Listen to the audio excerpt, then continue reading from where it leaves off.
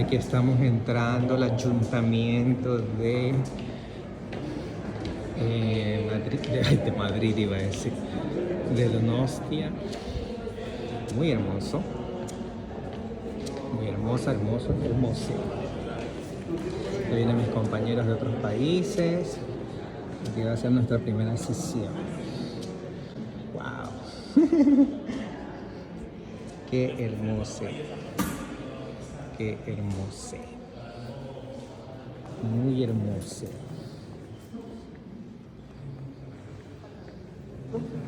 Sexuales del País Vasco. Y bueno, voy a leer una pequeña presentación en euskera, luego daré paso a Pati y seguidamente pues presentamos exactamente a las dos, a María José y a Ana. ¿Vale? Bueno, topaketa hau antolatu dugun erakundeok eskerrak eman nahi dizkiegu erakunde publikoei beraiek gabe ezin izango baikenuke LGTBI Q+ behatokien nazioarteko topagunea hau antolatu. Horien artean, aipatzekoa da, garapenerako lankidetzaren Euskal Agentzia topaketa hau barne hartzen duen proiektua finantziatu baitu. Baita, Gipuzkoako Foru Aldundia, Donostiako Udala eta UPV EHUko Justizia Sozialaren aldeko klinika juridikoa. Gure artean ditugu Ane Oiarbide Otsoa, Donostiako Udaleko Berdintasun, Elkartasun eta Eskubide Zibilen Zinegotzia, eta Maria José Tellería Etxeberria, Gipuzkoako Foru Aldundiko Kultura Lankidetza Gazteria eta Kiroletako diputatua. Era berean, aipamen berezia egin nahi nion Fernando San Martini, Gipuzkoako Foru Aldundiko Lankidetza zuzendariari. Eskerrik asko. Eskerrik asko jaso dugun babesagatik eta Ayuntamiento de Donosti y a la Clínica Jurídica por la Justicia Social de la UPV EHU. Entre nosotros se encuentran Ana Oiarbide Ochoa, quien es concejala de Igualdad, Solidaridad y Derechos Civiles del Ayuntamiento de Donosti, y María José Tellería Etxeberria, quien es diputada de Cultura, Cooperación, Juventud y Deportes de la Diputación Foral de Guipúzcoa. Derecho a la LGTBI-fobia, como no puede amparar el racismo o el machismo, expresión de un patriarcado que sufrimos todos. Por todo ello, la Diputación Foral de Guipúzcoa está empeñada en la lucha contra la desigualdad. En su plan director de cooperación subraya la defensa de los derechos humanos, entre ellos los de la orientación sexual e identidad de género. Que trabajan en estas instituciones porque somos, todas estas personas que estamos aquí hoy, somos activistas, estamos luchando por los derechos humanos de una manera o de otra, desde nuestros puestos, desde nuestras funciones, desde nuestras capacidades, todos trabajamos por los derechos humanos y decir simplemente que Equipo está muy orgulloso de Es una activista nato, también colabora muy activamente con la sección de diversidad de Amnistía Internacional y hace muchos años, a finales del año 20, fundó una asociación muy interesante que es el motivo por el que hemos invitado a participar de aquí, la actividad que desarrolla, que es la Asociación Nuesterapia, Asociación Española contra las Terapias de Conversión. A raíz de ese trabajo, tiene publicado este libro que os recomiendo encarecidamente porque creo que es una obra de imprescindible lectura para comprender muchas realidades del colectivo. Ni enfermos, ni pecadores, la violencia silenciada de las terapias de conversión en España. La respuesta por parte del asociacionismo español, para mi gusto, fue cuanto menos mediocre. No hubo una respuesta que diera atención directa a las víctimas. Todas las víctimas con las que yo he hablado me han dicho que se cansaron de llamar a puertas y que nadie les decía denunciar. Pero ¿cómo le puedes decir denunciar a una víctima que está pasando por esa violencia? Entonces, después de tocar en puertas de distintas asociaciones y que todas pues dijeron que sí, que es muy importante, pero no tenemos tiempo ni recursos, pues decidí montar la Asociación Española contra las Terapias de Conversión. Desde 2019 venimos documentando, dando apoyo directo a las víctimas, hemos identificado a más de 80 perpetradores y promotores de terapias de conversión en España, a los que vamos denunciando progresivamente, a pesar de que las instituciones a día de hoy todavía no han sancionado ningún caso de terapias de conversión, porque las instituciones que tendrían el deber de garantizar nuestros derechos y nuestra indemnidad y de castigar a quienes nos violentan, pues también son cómplices pasivos en este caso. Vengo aquí a hablar un poco de las terapias de conversión desde el estudio que yo he hecho a nivel teórico, porque sí que es cierto que se puede ver claramente unos paralelismos ya no solo los perpetradores y la forma en la que actúan aquí en España, sino que todo su discurso, su captación de víctimas y sus redes, tanto económicas como humanas, se trascienden y llegan hasta Latinoamérica principalmente, Estados Unidos y también el sur de Europa, en concreto también Italia y Portugal. Entonces creo que es muy importante, primero, establecer un marco teórico muy claro de qué hablamos cuando hablamos de terapias de conversión o de esfuerzos de cambio de orientación sexual, identidad y expresión de género, que es como técnicamente se les deberían de llamar, para luego, lo que espero hacer con mi presentación es dejar algunas ideas o algunas cosas para intentar establecer algún tipo de red en el que las organizaciones, igual que los que nos intentan eliminar, nos intentan borrar y nos intentan corregir, están muy bien organizados, están muy bien financiados y dependen unos de otros para violentarnos. Creo que las asociaciones tenemos el deber moral de también comunicarnos entre nosotras, de tejer lazos que nos permitan no solo documentar prácticas análogas, sino establecer métodos que sean para trabajar con las víctimas y también esfuerzos de denuncia internacional ante mecanismos internacionales, incluso ante determinados foros nacionales, si creemos que tiene jurisdicción y competencia adecuada. Personalidad, que es nuestra orientación sexual o nuestra identidad, nuestra expresión de género. ¿Qué sucede o por qué no hay una definición estandarizada? Pues en primer lugar, porque no hay los ecosistemas no tienen una forma de perpetrarse de manera homogénea, sino que agrupan una multitud de prácticas y de enfoques que el experto independiente sobre orientación sexual y identidad de género de Naciones Unidas ha dividido en tres enfoques distintos, que luego explicaré un poco por encima. O prácticas religiosas para intentar eliminar nuestra orientación sexual y nuestra identidad de género. Esto implica que esta división es una división más teórica que real, pero bueno, yo creo que también es interesante pues verlo. ¿Por qué? Porque los enfoques médicos, por ejemplo, parten, y esto es interesante, de que la diversidad sexual y de género es fruto de una disfunción biológica congénita que se puede tratar de manera exógena, es decir, que a ti te hacen un poco de electroshock, te dan unas pastillitas, e igual ahora yo operaciones no he registrado, pero en los años 70, 80 se hacían lobotomías, se implantaban tejidos de personas heterosexuales en cuerpos de personas homosexuales, por ejemplo, porque decían que implantando estos órganos y tejidos se podía ayudar a que se generara la heterosexualidad en el paciente. Bueno, lo digo ya un poco con una sonrisa porque parece absurdo escuchándolo, pero bueno, esto se practicaba y a día de hoy se sigue practicando, pero sobre todo con farmacoterapia. Muchas gracias, mi nombre es Dayan, soy de Ecuador y me encanta porque yo pensaba que veníamos solo para un tema de derechos humanos de forma general, pero viendo a Saúl es importante para mí mencionar que nosotros desde el año 2019 hemos abierto un centro que se llama el Centro Psicotrans. Yo vengo de la Asociación Silueta X. La Asociación Silueta X se encuentra en la ciudad de Guayaquil y es una organización que existe desde casi 15, 16 años en Ecuador y personería jurídica quizás hace unos 12 o 13 más o menos. Y bueno, siempre ha hecho su trabajo en esa ciudad, pero hemos justamente sentido la problemática que tiene que ver específicamente con las clínicas de conversión, como les decimos en Ecuador. De hecho, conversábamos con Saúl que de repente hay que cambiar este título, que justamente lo mencionaste en tu presentación, con respecto a la misma y llamarlas ECOSIC, que a mí me encanta también, pero obviamente hay que hacer una introducción de explicación, sobre todo contextual en Ecuador, porque nadie va a entender qué es ECOSIC. Eso primero.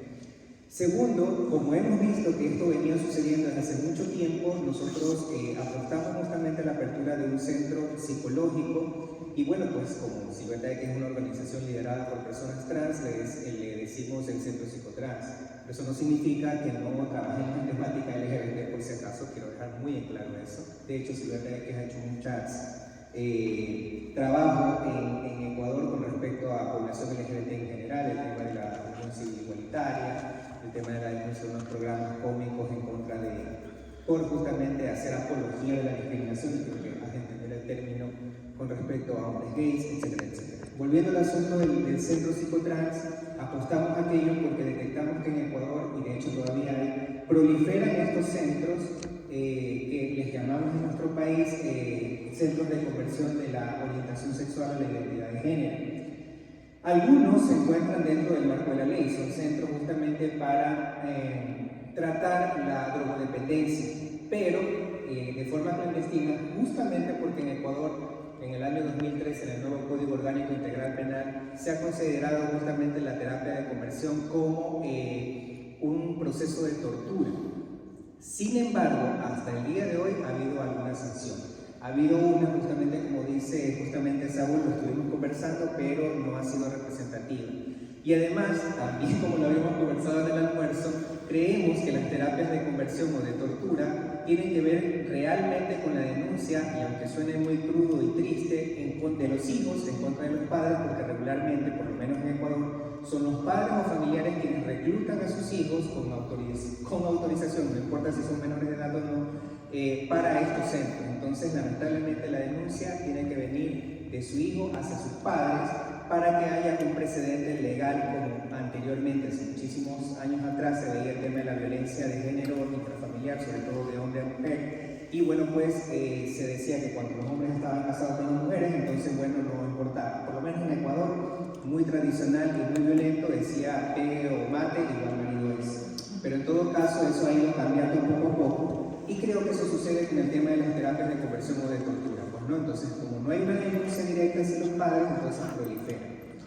En ese sentido, al no haber esa contracara, se crea este centro psicológico que justamente tiene psicólogos que son, ayudan a aquellos padres a justamente orientar, y también a personas de la universidad, del tema de orientación sexual e identidad de género. Y le conversaba también a Saúl que nuestra estrategia ha sido que, por ejemplo, yo soy psicóloga de formación, pero yo no soy una persona que está de entrada dentro del proceso psicoterapéutico, sino más bien son psicólogos y géneros heterosexuales quienes dan los procesos de atención directa con los padres. Porque ¿qué es lo que pasa si un padre que anda buscando información o cambiar la orientación sexual o la identidad de género de su hijo o de su hija, o de su hija, se topa con una imagen o con una persona declarada o abiertamente hombre gay o mujer lesbiana? Entonces van a decir, no, pues aquí me lo van a transexualizar, me lo van a homosexualizar. Entonces es la otra cara, el otro extremo. Entonces decimos desde hace muchos años, no, la primera cara y el primer proceso tienen que ser personas cis, heterosexualizadas, para que puedan justamente ser la entrada hacia este proceso y luego avanzar poco a poco una cuestión metodológica. Esto es una parte, y la otra parte es obviamente algo de investigación que, te soy muy franca, lo hemos dejado hacer con respecto a las clínicas. Solamente hemos sido más bien activos en el momento cuando hemos detectado alguna clínica, pero me encanta lo que también conversamos, que de repente se pudiera hacer como un proceso de investigación. Y el detalle que existe en Ecuador, y también lo conversamos, es que no tenemos abogados. Yo soy psicólogo, y lamentablemente en Ecuador para presentar una denuncia se necesita justamente un abogado. No hay abogados gratuitos, y esa era la problemática que también conversábamos, que a veces quizás uno con su propia carrera, profesión, cuerpo y lo que sea, hace lo que está a nuestro alcance, pero para ser abogado, yo no soy abogada y lamentablemente tengo que buscarme alguno, y si me encuentro alguno o alguna abogada, tal vez no tiene la experticia o el conocimiento en identidad de género, orientación sexual en estos temas, y ahí todo se estanca. Y tengo dos cuestiones que quiero aprovechar, Saúl. La primera, que a mí sí me da mucho temor, y que de hecho en Ecuador, porque ahora las cosas están espantosas allá, es que de repente, sobre todo a partir de este ejemplo de esta señora, ¿qué sucedería si de repente ella pudiera tomar todas estas denuncias que tú has presentado y pueda decir es que en realidad me está persiguiendo? Eso primero. Y lo segundo, sí estoy interesada, y por lo menos hablo por Ecuador, de que podamos articular alguna forma regional de hablar discursivamente de lo mismo, así como se mostró en tu, creo que era la penúltima diapositiva, en donde estaba esto que mostraba cada uno de los países. Creo que debemos hacer algo similar, buscar un nombre específico, ya hemos hablado también, para que de repente podamos articular una respuesta ante esta gente que justamente trata de desaparecernos. Eso es mi parte, muchas gracias.